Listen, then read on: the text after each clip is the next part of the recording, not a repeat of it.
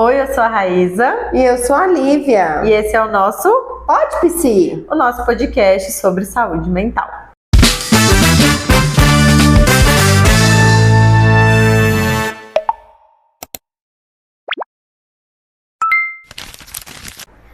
E hoje, muito especialmente, estaremos recebendo aqui uma psicóloga, psicopedagoga, educadora física, que atende crianças, maravilhosa, a nossa Lívia!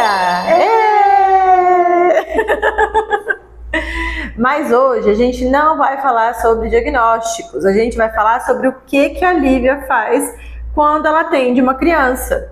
E para isso, a primeira coisa que eu queria que você falasse pra gente, Lívia, é o que é a terapia ABA, que é a terapia que você mais usa aqui, né? Isso. Então, a ABA ela é uma abordagem comportamental baseada em evidências, que ela vai atuar na modelação comportamental da criança, baseada em todos os princípios da terapia comportamental, né? Lá de Skinner, né?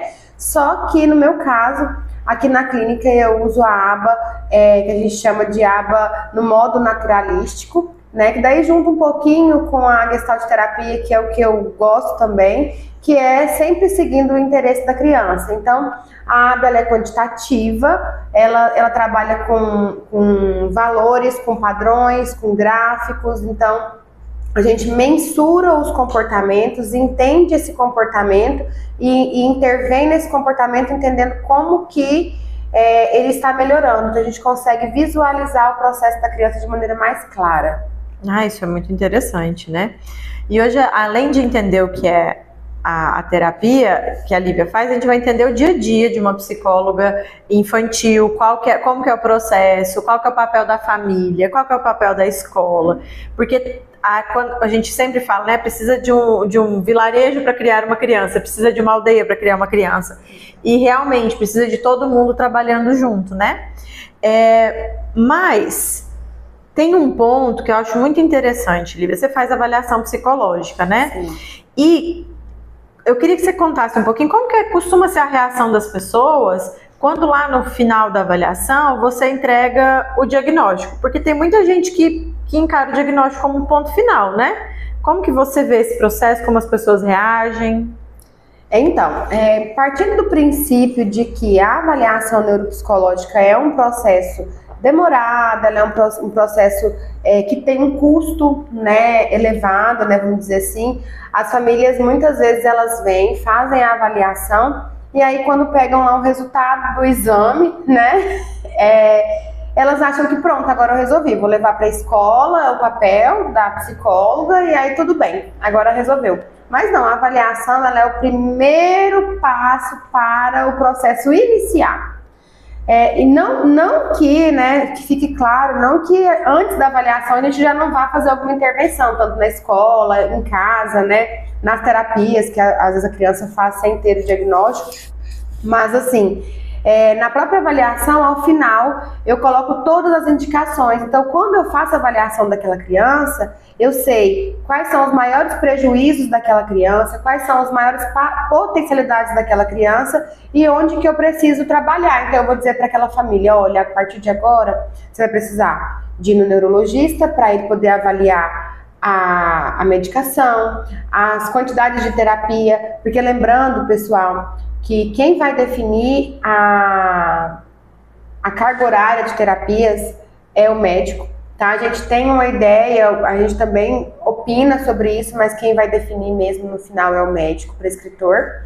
E tem atraso na fala ou tem alguma coisa na comunicação, fonoaudióloga, tem a ATO, tem a psicopedagogia, então assim, a gente tem, o início de tudo, né, quando começa tudo, mas é um processo que a gente também trabalha com a orientação parental, então a gente não entrega o laudo e vira as costas, né, a gente também ajuda nesse processo.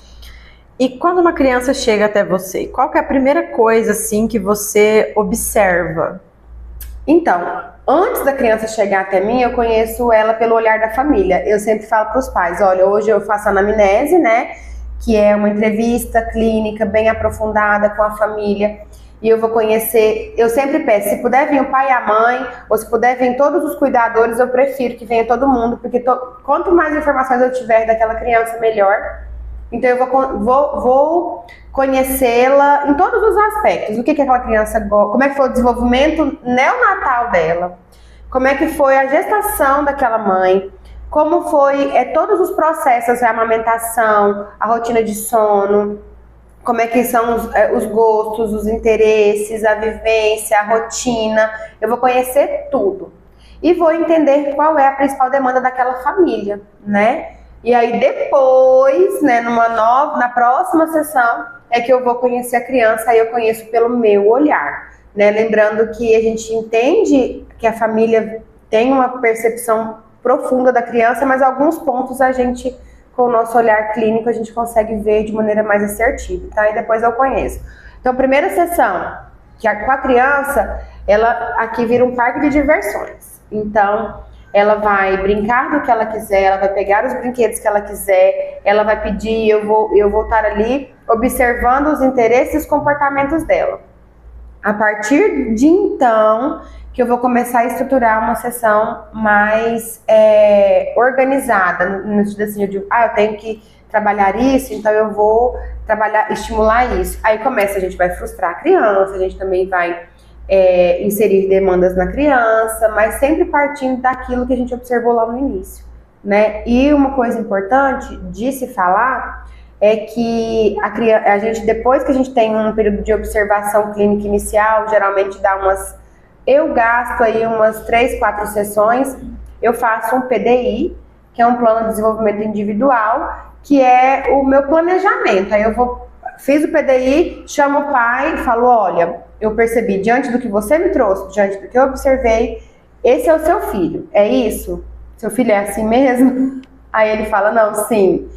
Então vamos trabalhar isso. A gente começa então o trabalho a partir daí, mais estruturado. Não, e o quanto é importante fazer essa avaliação inicial, olhar para além dos sintomas dessa criança, porque é um ser humano, não é um conjunto de sintomas, né? E fazer esse PDI, que eu acho que isso é uma das coisas que diferencia mais a psicologia das outras coisas. Eu acho que é legal você explicar isso. O que diferencia um atendimento mais genérico de um atendimento realmente personalizado, individualizado? Se a gente fosse trabalhar a psicologia infantil de maneira geral, né? A criança chegaria, eu esperaria ter ali emergir, né, as questões. Então a gente tá ali brincando, aí a criança pega e fala, ai, meu pai me bateu. Um exemplo, né? Aí então eu vou trabalhar com a terapia estruturada, né, terapia ABA, e também na psicopedagogia, da minha maneira de trabalhar, tá, gente? Porque a gente entende que tem profissionais de várias maneiras aí no mercado. Quando a gente estrutura, a gente consegue afunilar e focar numa demanda específica e ter um resultado melhor. Porque assim, se eu deixar muito livre, vai ficar aquela coisa assim, né? E não vai evoluir. Então eu vejo, e geralmente os meus pacientes estão comigo há 1 ano e meio, 2 anos, frequente, e a gente consegue ver assim, nossa, tanto que a gente já evoluiu disso, quando a gente conseguiu já evoluir assim, a gente vai subindo degraus, né? Então cada criança é uma criança, esses brinquedos aqui todos, se vocês me perguntarem, tem brinquedo que eu comprei pensando naquela criança, então quando eu vou comprar eu penso, nossa, o fulano, eu preciso desenvolver tal coisa, então eu preciso de um material que vai me ajudar nisso. Então eu personalizo todo o processo, desde o meu planejamento até a execução. Isso é muito legal.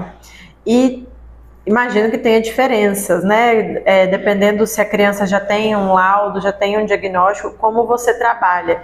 Então, como que você adapta um trabalho para uma criança com TEA, com autismo, e para uma criança com TDAH? Quais são as principais diferenças que você enxerga? Na verdade, eu não vou nem dizer pelos transtornos, porque eu não olho para isso, né? Eu vou olhar para a criança. Então, a criança não é o autismo que eu vou tratar. Eu vou tratar os comportamentos, as emoções, as disfunções e vou tentar evoluir no desenvolvimento dela. Então, independente se ela tem TEA, TDAH, ou se ela não tem nenhum transtorno, ou se ela está apenas com trauma, ou tem ansiedade de separação, independente, eu vou tratar a demanda que foi me posta, né? Então, se ele tem, por exemplo, dificuldade na linguagem pragmática, eu vou tentar trabalhar com ele questões mais criativas, eu vou tentar explorar essa comunicação, essa interação por meio da brincadeira, né? Se é uma criança que está com problema na escola, então a gente trabalha a questão mais do cognitivo, da atenção, da concentração. Então, não é o transtorno que vai me guiar, e sim a demanda da criança. Isso é muito legal mesmo. Você pode dar algum exemplo para a gente, assim, de uma evolução que você costuma ver acontecer aqui? Então, tem muitas, né? Graças a Deus, assim, eu tenho muitas evoluções. Mas, assim, eu acho que eu tenho alguns casos, né, que são bem complexos, que eu brinco até... Esses dias eu conversando com a mamãe, eu falei assim, olha, sinceramente, eu vou te contar, vou te confessar uma coisa. O primeiro dia que eu fui atender seu filho, a hora que ele chegou... Eu, literalmente, dentro da sala, eu me senti assim, uma inútil. Porque eu não sabia o que eu faria com aquela criança, porque ele não interagia comigo de jeito nenhum. Ele ficava, assim, é como se eu não existisse na sala, e por mais que eu tentasse me aproximar com todas as estratégias, assim, eu puxava todas as teorias da minha cabeça e nada. E hoje, é uma criança, assim, que... interage comigo, é responsivo aos meus comandos, assim, em relação à brincadeira, tá brincando em turno. O que é brincar em turno? Minha vez, sua vez, assim, a gente já consegue brincar junto, coisa que eu falei, nunca que ele vai conseguir fazer isso, eu pensei naquele primeiro dia, né? Então, evoluções assim. E também evoluções cognitivas, né? Então, a criança vem com problema de dificuldade de aprendizagem na matemática, e eu consigo ajudá-la na tabuada, eu consigo ajudá-la a entender uma divisão. Aí a criança fala, nossa, agora eu sei, agora eu fiz. Eles chegam, tia, eu tirei 10 na prova, eu tirei 9 na prova, né? Então, assim, isso para mim também é uma evolução gigante, né? Tem muitas, né? Mas, assim, essas aí, algumas são as mais que me chamaram a atenção. Você falou que o médico prescritor, ele vai dizer quantas terapias a criança tem que fazer, quantas horas, tal. Tem uma discussão ali que existe sobre essa carga horária que pode ser intensa demais, né? Como que você vê esse processo considerando essas crianças que vêm até aqui? Então, eu tenho uma visão sobre a importância das terapias. Eu tenho uma visão, assim, talvez pode parecer até um pouco redundante ou contraditória. Eu acho que sim, tem que ter uma carga horária especificada pelo médico, e assim, e tem médicos e médicos, né? Tem médico que coloca lá 3 vezes na semana psicopedagogia, 3 vezes na semana terapia, 4 vezes na semana fonoaudiólogo, né? Então você percebe que vai ficar uma carga bem pesada para aquela criança. E tem médico que coloca menos. Eu acho que as mães quando me perguntam, eu dou a minha opinião, mas eu sempre deixo claro que o médico, ele vai dar essa determinação de maneira mais efetiva, porque ele vai acompanhar a evolução da criança a partir das terapias, né? Mas tem 2 pontos aí. Se as terapias forem feitas de maneira multidisciplinar integrada, essa carga não vai ser tão onerosa para aquela criança. Agora, se forem terapias, cada um fazendo uma coisa, e a criança só ficar pulando de consultório em consultório a manhã inteira, isso vai ser cansativo, desgastante, e a criança vai sim chegar no momento que ela não vai aguentar. Final de ano é a época das crises. Eu nunca tinha passado o final de ano, porque assim, eu completei, né, atendendo crianças efetivamente, assim, nesse processo, eu completei 1 ano, o ano passado, então eu não tinha passado o final de ano ainda com as crianças, né? E aí eu percebi que foi chegando novembro, elas chegavam, elas não queriam ficar muito tempo na sala, tinha um que chegava, deitava assim, falava assim, vamos brincar de descansar? Ele falava assim... Chega novembro, tá todo mundo cansado, inclusive as crianças. Eu não quero mais. Não, ele falava assim, eu não quero mais, eu não quero fazer. Eu falava assim, ele chegava e falava assim, quantas tarefas tem? Quantas carefas? Quantas carefas tem? Eu falava, tem 3.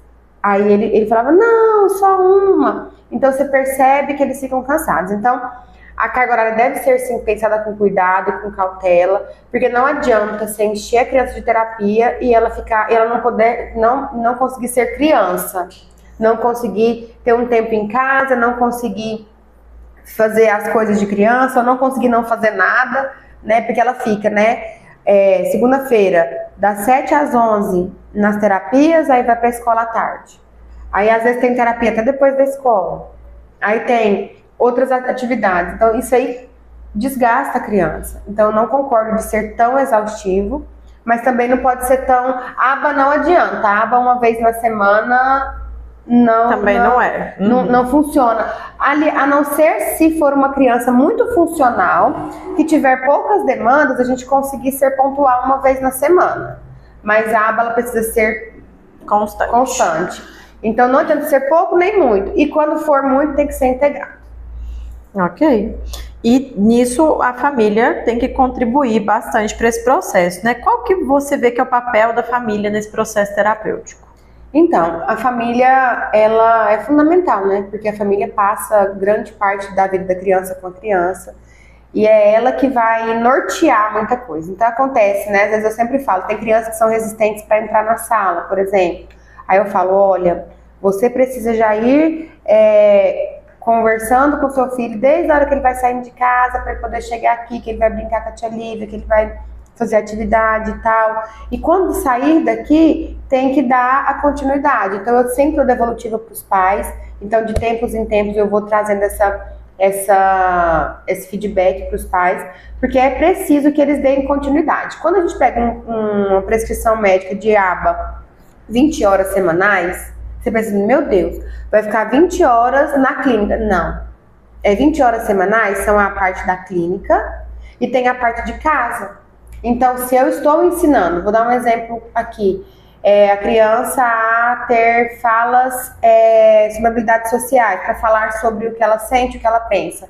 Então, eu falo para a mãe, olha, na hora do almoço, você vai fazer isso, você vai perguntar isso para ele, estimula que ele faça, manda vídeo para mim quando ele estiver fazendo, se você estiver vendo. Então, assim, ela vai. Às vezes pode ter uma AT, que é uma acompanhante terapêutica, que vai também seguir o protocolo que a psicóloga vai elaborar e ela vai executar em casa. Então o ABA ele acontece em todo lugar. E a família precisa se comprometer. Porque se a família chegar aqui achando que eu vou resolver o problema, aí bem que eu queria, né? Mas eu não consigo, não tenho esse poder. Mas ela precisa se comprometer. E aí às vezes, né, acontece. A criança ficou aqui o tempo todo na sessão, não obedecendo, estava muito agitada, muito tal, e aí nós saímos para lá, para a recepção, e eu sempre deixo 5 minutinhos da sessão para conversar com os pais, porque a mãe sempre quer saber, e aí, como foi, né, o que aconteceu? Aí a criança e ela continua aquele comportamento lá fora.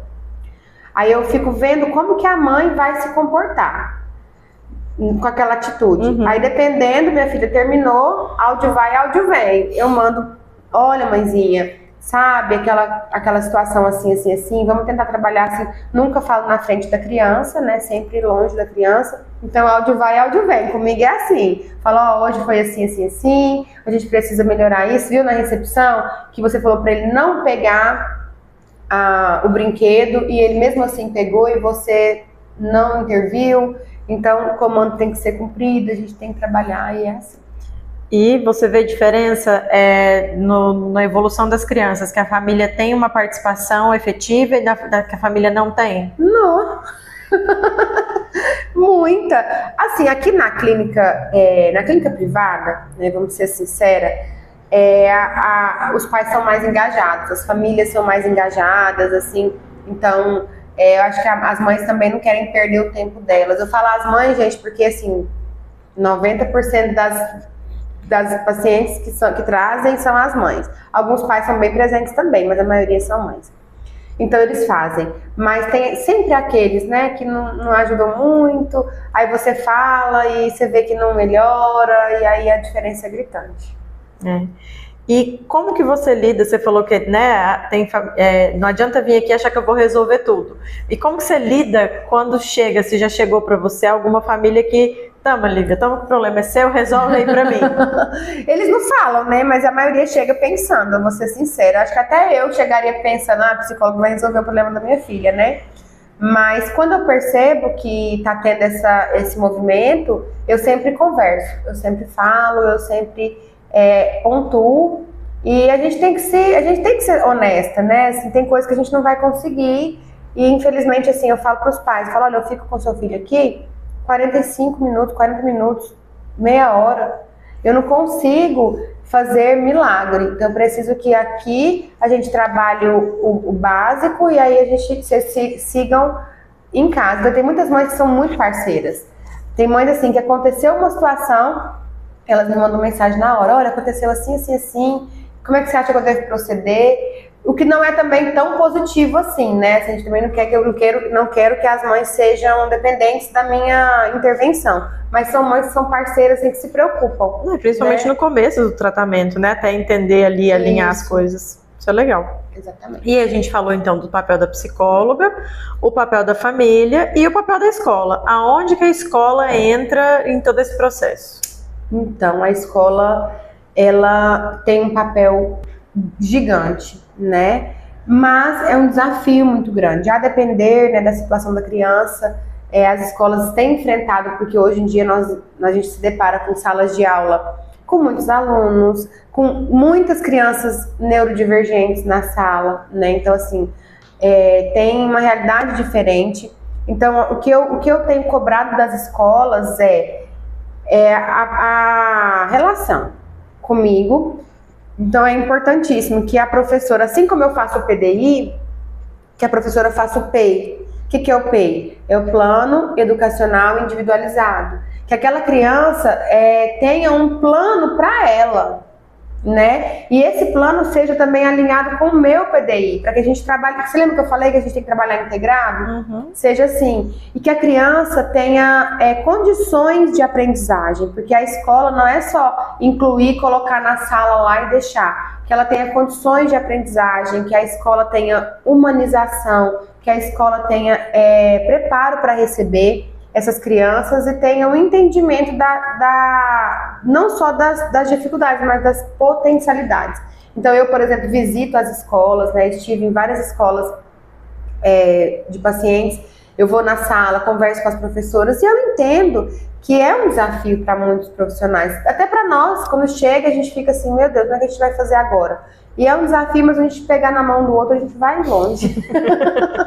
Então, o trabalho de todo mundo junto é o que mais importa, né? Exatamente. O que seria, na sua visão, um bom resultado para os pacientes? O que é um bom resultado para você?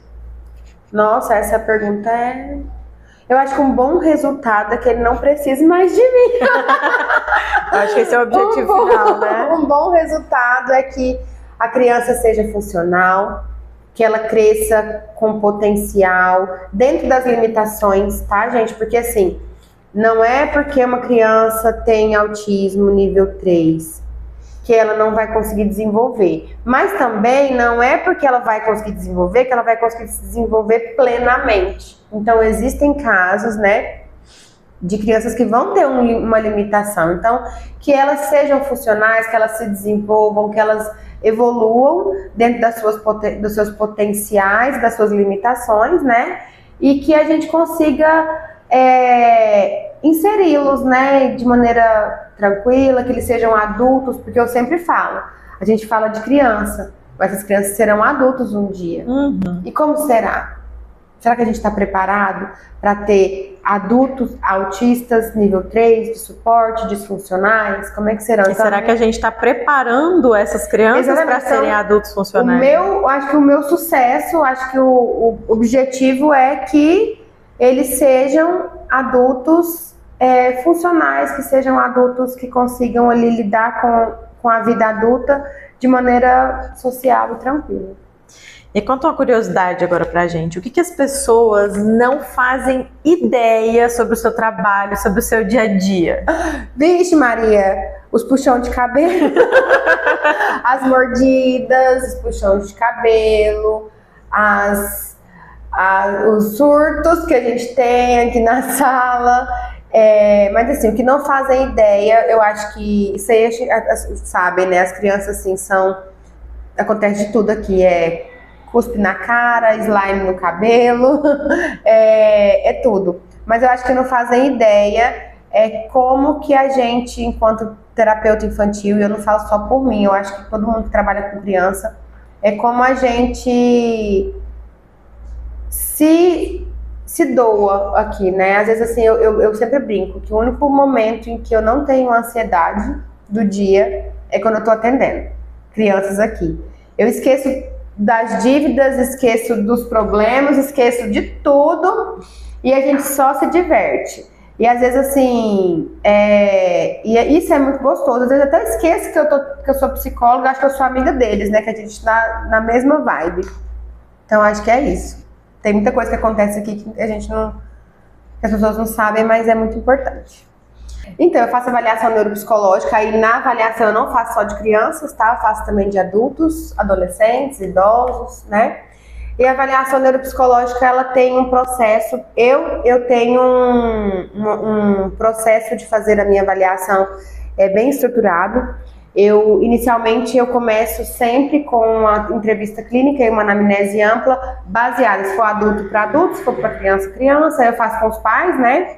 E aí, a partir dessa anamnese, da demanda, da queixa principal, que é eu quero saber se eu tenho isso, né? Ou a criança, o médico veio já no pedido médico, né? Sugestivo para TEA.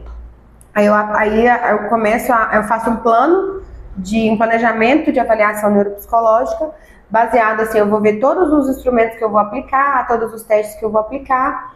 Então, eu começo sempre pelos testes de rastreio, que eu sempre foco em TDAH, TOD, se tiver alguma suspeita de dislexia, transtornos específicos de aprendizagem, eu aplico todos os testes de rastreio. Aí, a partir dos testes de rastreio, do resultado que a gente obtém nos testes de rastreio, eu começo a aplicar os testes psicológicos, que são aqueles que são validados pelo SATEPS e que são exclusivos da psicologia. Então, aí, sugestivo para TDAH, eu aplico vários testes de atenção. Eu tento, né, aplicar 2 testes para cada construto, nem sempre a gente aplica 2, a gente às vezes aplica só 1 quando é suficiente. E aí também tem a parte de observação clínica, né? Então, quando é criança, eu tenho a sessão que a gente vai brincar, vou observar como é que ele interage na brincadeira. Se for criança, eu peço também relatórios da escola, mando questionários para os professores responderem, para a gente conseguir visualizar a situação de todos os lados. Se for adulto, aí é mais complicado, assim, aí eu sempre fala com a sua mãe, pergunta para sua mãe se ela pode me dar alguma informação sobre você, quando você era criança, tal. Até teve uma paciente que falou assim, nossa, eu descobri que quando eu era criança eu não batia palma, de jeito nenhum. Aí minha mãe que me contou e eu não sabia. Então vê com o seu marido, o que ele acha. Pergunta para os seus amigos, manda mensagem assim, o que você pode falar sobre mim? Né? E aí pode me mandar, né? Às vezes a gente tem esses feedbacks, às vezes não, a gente tem que se restringir ao que o paciente traz. E ao final, corrigimos tudo e elaboramos um laudo detalhado, mostrando todos os detalhes daquela pessoa. E no final, um resumo do diagnóstico, ou não, às vezes não tem. E as instruções, as indicações clínicas terapêuticas posteriores. E esse diagnóstico ele deve ser feito com muito cuidado, com muita responsabilidade, né? Se a criança for muito pequena, por exemplo, uma criança de 2 anos, para a gente fechar um diagnóstico de autismo, uma criança porque o diagnóstico precoce é importante a partir dos 18 meses, só que tem que ser muito cauteloso, muito cuidadoso, porque nós precisamos, é uma responsabilidade, você entregar um papel para aquela pessoa dizendo assim, olha, você tem isso, né? Então a gente se baseia no DSM, nos critérios diagnósticos do DSM e se respalda aí para não haver dúvidas. Mas é claro, né, que às vezes a gente pode ficar com dúvida, nesse caso a gente tem que tentar sanar todas investigar mais, né? Investigar mais. Eu acho que é isso, Lívia. Muito obrigada por tudo que você falou e quero que você deixe aqui agora uma mensagem para os pais que estão começando esse processo agora de investigar ou de trazer o filho para terapia com ou sem diagnóstico. Que mensagem você pode deixar para eles? Então, não é fácil, né? Nenhuma criança Nenhuma criação de filhos vai ser fácil, né? Nenhum filho vai ser assim, ai, não, sem problemas. Mas quando a gente se depara com uma criança neurodivergente, uma criança que tem aí algum transtorno ou alguma situação, é difícil, mas não é o fim do mundo. É um processo que vai exigir de você, sim, que vai exigir da família e tudo mais, só que com calma, com apoio, com orientação e com dedicação a gente consegue evoluir e melhorar sempre. Que bom, você quer deixar mais alguma mensagem para os nossos telespectadores? Não, precisando, me chama no WhatsApp. Tô precisando de dinheiro. Vai lá, gente. É arroba... Me contratem. Qual que é seu arroba, amiga? Meu arroba é liviacarvalho.pc. Precisando, lá tem o link para agendar consultas. Eu faço avaliação, trabalho com psicologia infantil, psicoterapia ABA e também psicopedagogia. Então, precisando de qualquer um desses serviços, estou aqui à disposição. E é isso, muito obrigada, Lívia, por trazer todas essas informações, todo esse conhecimento para esse mundo que é tão importante para tantas pessoas, né? E que bom que a psicologia pode ajudar também essas pessoas. Esse foi o nosso episódio de hoje. Se você gostou, curte, comenta, compartilha, ativa o sininho para você receber as notificações e até o próximo episódio do Pod Psi. Tchau!